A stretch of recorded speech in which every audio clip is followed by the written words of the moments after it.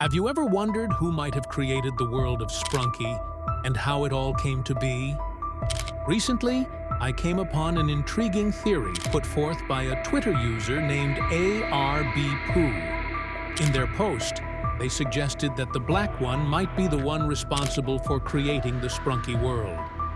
This is an especially intriguing theory because the Black One is the only character who appears to have any real control over the reality of their world, which raises the possibility that he is planning something much more significant. Instead of merely changing game modes or mechanics, the characters in this world start to form a small, interconnected community. For example, Auron and Pinky get to know each other and grow close over time, while Garold and Cluer collaborate to create Funbot, and Oak CX becomes more introspective and begins to wonder about the purpose of his life before running into the Black One and going insane. Meanwhile, Veneria starts gardening, Gray and Wenda become friends, and the unexpected. The other characters experience worry and anxiety as a result of Durpal and Simon's disappearances. But as the plot darkens and the Black One turns Wenda into a killer, Gray is the first to subtly detect odd changes in W's behavior. Wenda kills both Ratty and Sky Durpal, and Simon returns later. But something has changed. After their meeting with the Black One, they show up with deformed bodies and strange attitudes, and the violence intensifies when Simon chews off a portion of Bro's head, devours Pinky's face, but amazingly, both of them live. Shortly after, Veneria is discovered dead in her garden. Despite the identity of the murderer is unknown, many believe Wenda may be the one at fault.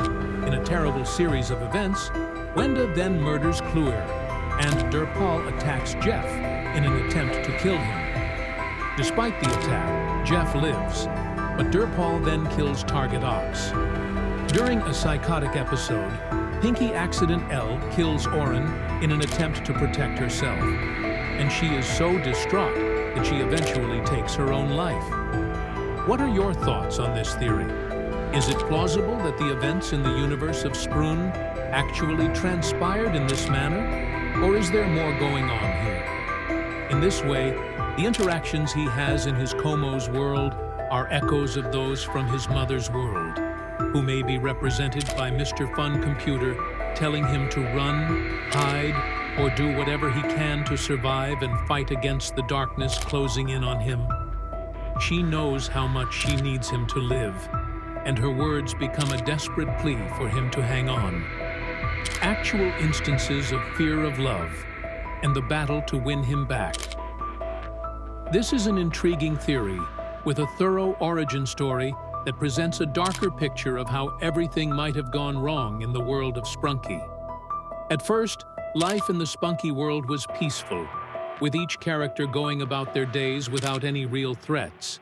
But that peace raises interesting questions about whether it's possible that the world around Gray actually reflects this grim inner battle, where even in the depths of a coma, he's fighting to live. Broken one day when Wenda was kidnapped by enigmatic individuals and made to endure a horrifying ordeal, she was made to repeatedly watch brain-altering videos that left her mentally and emotionally damaged. Eventually, everyone thought that Wenda was gone forever and would never return, but they held on to the glimmer of hope that she might be found. And in desperation, some characters banded together to create Mr. Fun Computer, intended to assist them in finding Wenda, but regrettably, the program didn't function as intended and was unable to provide any helpful information regarding her location.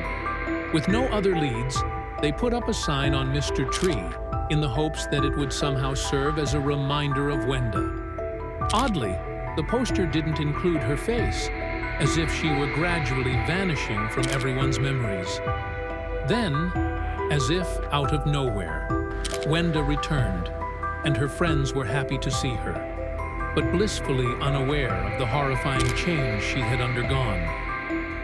Unexpectedly, Wend attacked Orin, stabbed him, and gruesomely tore open his chest.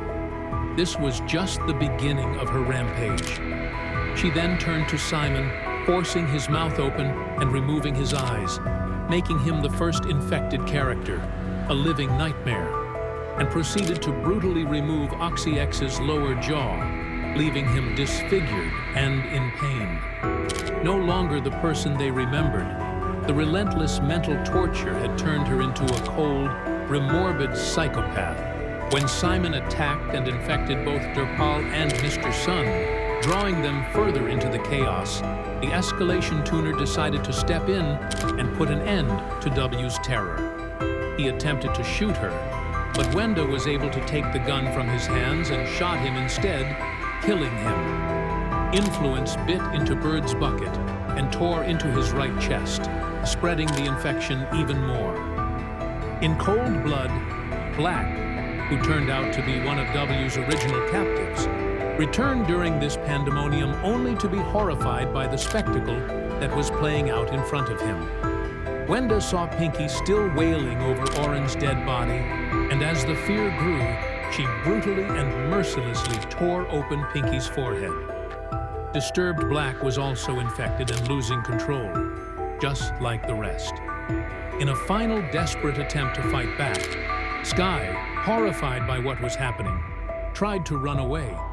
But Simon cornered her and stabbed her with 4 sharp glass shards, immobilizing her. He eventually lost the left side of his face in the struggle, and he was then hung from a rope in an awful performance. One character made it through all of this chaos and carnage: Gray.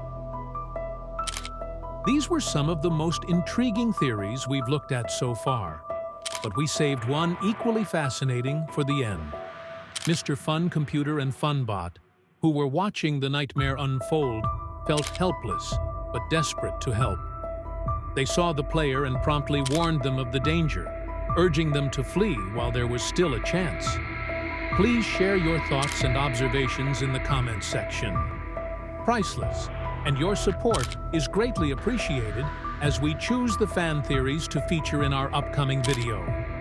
Please remember to like this video. Additionally, subscribe to the channel. According to an interesting theory, Wenda may have once been regarded as a good person, but after seeing all of her friends die and feeling helpless to stop them, she gradually adapted to the cruelty around her. This change clouded her judgment, and as she became more exposed, sinister thoughts began to consume her until she completely lost her sanity. And darkness had consumed her, turning her into a vicious person. By the third phase, she was aware of the damage she was doing, but she couldn't stop watching her regain some consciousness. Fearing that he would lose control over her and that she may turn against him, Black stepped in and took her life. Do you believe that this view is plausible?